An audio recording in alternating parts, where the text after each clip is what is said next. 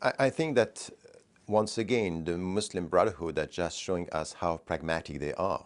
And they have said at the beginning that they were not going to be involved. First, they were very cautious even with the street demonstration. They were not being, they didn't want to be involved.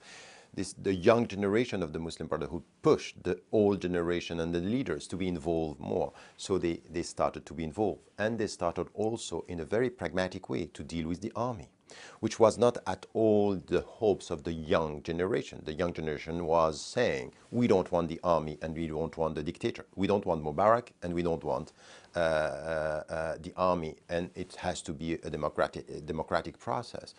I would say that now they are more confident about the fact that it's possible for them to run for presidency and to be more accepted by the international community. This is the perception, and I think that this has to be read in the light of what is happening in Tunisia. Because what is happening in Tunisia is very important for the Muslim Brotherhood. When you have, for example, Nahda saying, we're not going to put Sharia in the constitution, we're dealing with secular, and we are respecting the secular apparatus. Nahda is not the Muslim Brotherhood. It's not the same way because they are not in the same context. But they are paving the road for the Muslim Brotherhood in Egypt to come with more confidence and changing their strategy. We don't know now who is going to win within the Muslim Brotherhood.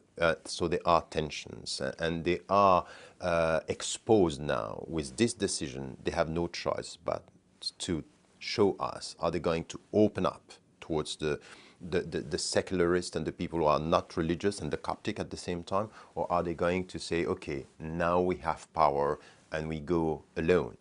This is where we are now, and this is going to be the discussions in the coming weeks. You know, what I'm saying in the book, I'm trying to say is that with all this discussion, we are forgetting the main political issues for the country. Egypt is facing corruption, it's facing poverty, it's facing a crisis in the educational system.